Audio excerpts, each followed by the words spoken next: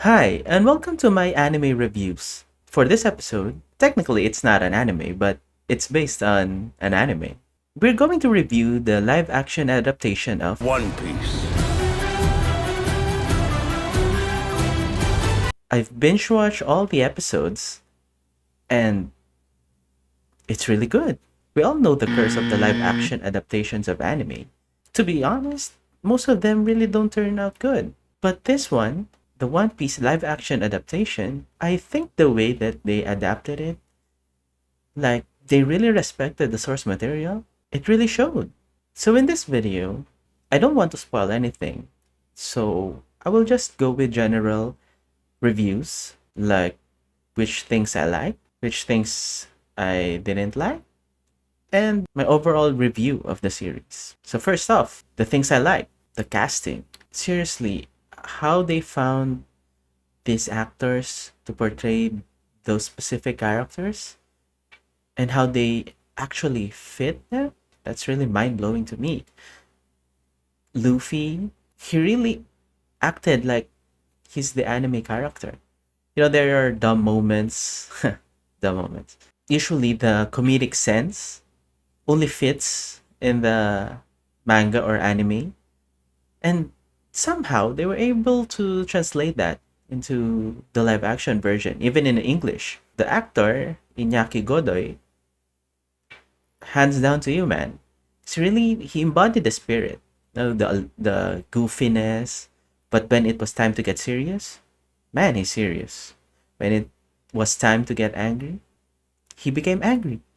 And to be honest, that's what makes Luffy so endearing to a lot of people because there's no pretenses with him. No, you get what you see. For Zorro, man, hands down, Mac and you. I think he was born to play that character. The physicality he really showed in this series shows that he really has a lot of experience.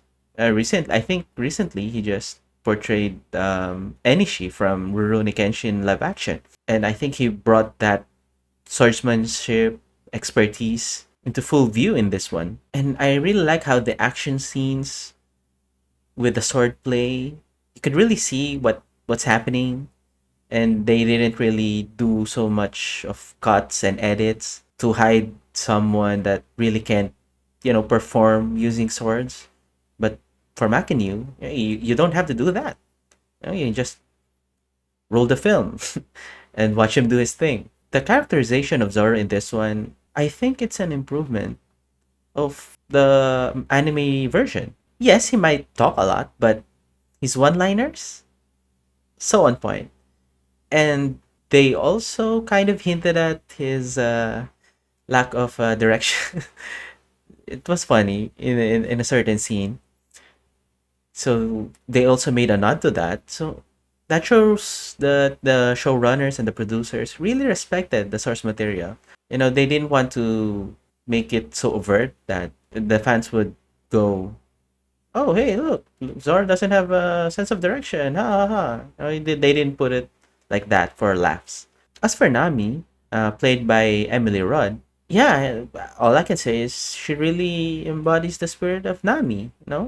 She's stubborn, she's direct, she's no nonsense, but she really cares for her friends. I would say that it might be the simplest one to translate from anime to live action, or her character is rather. But still, she really did a good job. And the infamous scene where, and this isn't a spoiler, but the infamous scene where she asks Luffy for help to take down Arlong still got me. Made me cry. I thought I wouldn't like Usopp in this version, played by Jacob Romero, but man, he's actually funny. And how he portrayed Usopp's cowardliness early on, perfection, I guess. And also the way he tells his tall tales, you'd actually believe him. Whenever he tells a story of his grand adventures as Captain Usopp, the way the actor portrayed that, the way he conversed with Kaya, who is a personal favorite of mine in the series, he was able to project actually living those stories. And, some might portray that as jokingly. Somehow in the anime, Usopp is like that. When he's telling his lies, you kind of sense like, oh, he's full of crap. But yeah, in this one, in a live action version, I think that's hard to pull off. Not unless you're really familiar with the character of Usopp, that you know that he's making things up. I really like the character and the portrayal of Usopp in this one. As for Sanji, he's one of the characters introduced later in the series, but still, he still got the development time needed for you to be able to relate to him. Especially that flashback scene with him and Zeph when they were stuck on the rock. You'd really connect with the character. They were able to make you feel for them, feel for him, what he went through, and you'd also believe that he'd really joined the Straw Hats after all he's been through with Zeph. Taz Skylar. At first, I was doubtful when I saw the pictures, the promotional videos. I was thinking, I think he's too old to play Sanji. But seeing him really interacting with the group, with the other actors on screen, you'd really start to accept that, yeah, he's Sanji. He belongs here. And yeah, he doesn't look that old. I guess that was just a prejudice of mine because he looked like Eminem. So yeah, the main cast was great. For some supporting characters, shout outs. Buggy was amazing. Seriously, that comedy, the timing, how he delivered his lines, he kind of reminded me of Jim Carrey, to be honest. And it's a good thing. The way he just turns from serious to crazy, the way he laughs, so on point. Like, if you translated something from Asian culture or Japanese culture, Japanese voice acting, English speakers would understand. I think this is how you can really do it in a good way. Another one of my favorites is Miho. Now, seriously, that acts, they really actually thought of the look of the character and how they would speak, probably in the real world, or where there are several nationalities. And they were able to properly portray that he was the strongest swordsman in the world of One Piece in such a way that it wasn't over exaggerated. Like, in the anime, for Zorro, he uses techniques that, some may be somewhat flashy. But in this version, Makin Zorro really just uses normal sword techniques, I think. He doesn't have air slash attacks or, I don't know, beams. In the anime, you know what I mean, right? Like his onigiri, his 108-pound phoenix or something. So when you try to pit a more grounded version of Zorro against Mihawk, how would you portray that? How would you show that?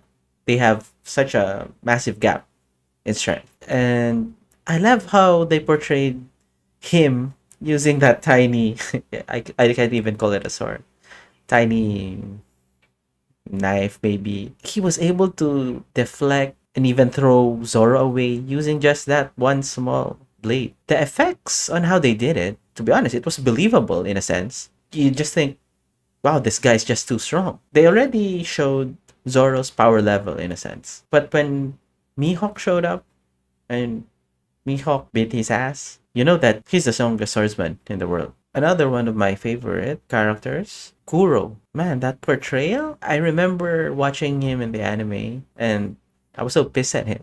He's such an effective villain.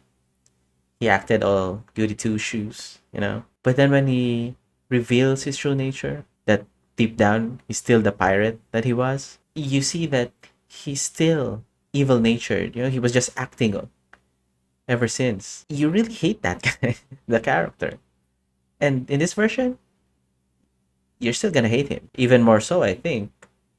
Because he killed someone. And you know that there's no redeeming quality in him. I think I like Kobe, his portrayal. I think I like how they were building him up. They really focus on his progress.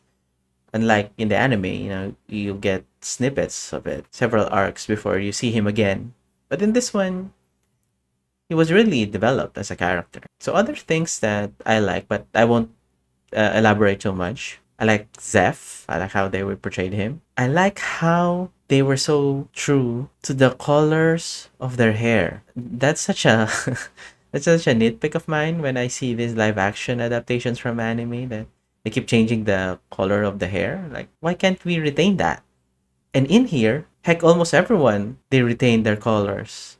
Helmepo, Kobe, Nojiko. The minor characters usually you'd think, it's okay, like we can change that, we can get away with that. But no, they really kept them. Even I forgot her name, the lady in the bar from Luffy's town when he was young. She had green hair.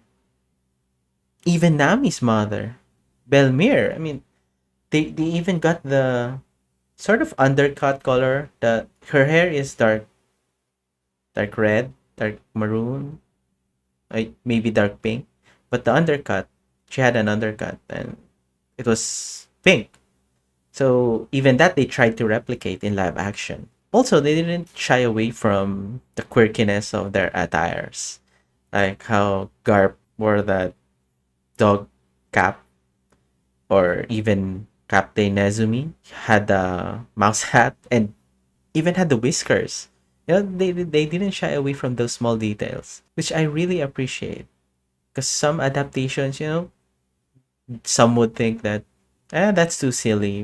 We can't add that to our show or to our movie. But in this one, they just proudly presented it how it was from the manga or the anime, and then turned it into live action. And that's so refreshing. So for the things that I probably didn't like as much, first off, I'd say it's Garb. Maybe they just focused too much on him. And I think that arc could have been in later seasons, but I understand that it was important to emphasize his relationship with Luffy and how that dynamic affects both of them. Him being a vice admiral of the Marines and Luffy being this rising pirate. I understand why they did that, but still, the focus on him, I think, was a bit too much. Maybe if it was a different character, or they probably lessened his, I would say, obsession. But yeah, well, the story might be different if they did that. I guess I'll just have to trust them on this one. Another one probably would be how Luffy is really not that action oriented, or he lacks the physicality. Because unlike Sanji, who doesn't use weapons, only uses his legs, right? They were able to properly show his fighting style. Well, I guess because he doesn't have any powers. But still, Luffy always just stands up and uses his arms or his legs with his Gomu Gomu powers. So maybe that's just a little bit nitpicky on my part because he needs more CGI than the other characters when it comes to fights. But I just didn't get the impact of how he usually fights. For example, in the Arlong fight, he was mostly standing in the middle of the room and attacking him from a distance with his Gomu Gomu no pistol. Usually Luffy would, charge into someone and then punch him, not just stand there. Yeah, I do understand. Maybe the actor also is not that physically trained for stunts or combat stunts. So maybe that had an effect on it. That's why I really appreciated Zorro and even Sanji's, even Nami's fight scenes. They're really physical. They're really moving. They look like they're really fighting. But I love how they showed each of Luffy's techniques. They really didn't shy away from it. So overall, I really liked the series. Honestly, it had me wanting a season 2 right away. Like, I want to continue. Just like how you watch the anime, you just continue and continue, and you're like, wow, I'm in episode 100 already. It had the same vibe as this. Of course, you'd understand that they would remove some things. That I think they covered about 80 episodes of the anime, 80 to 100 episodes. They condensed it to 8 episodes. I don't know it like the back of my hand, but I know every story beat. The live action series, they really hit those beats for me. When it was funny, when they try to be funny, you laugh. When you try, they want you to sympathize with the characters, with the situation. You do sympathize. You're invested. They got you invested into these characters. And now they make you want more. And that's a good thing. I think some studio or other studios would plan to adapt other manga or anime, they can now look at One Piece, how they did it.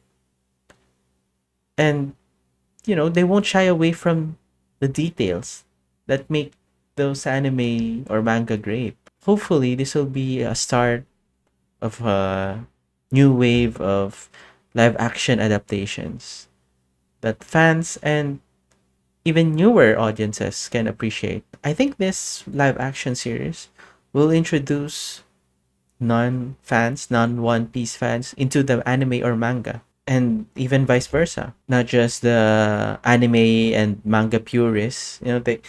They can watch a live action adaptation of their favorite One Piece anime. That's my review for One Piece live action adaptation. I guess I'll have more reviews later in the future, probably anime movies, or such as this, a live action adaptation of an anime. But if you want to see some of my other videos, like the moments in anime or genius moments in anime, please subscribe to the channel. See you next time!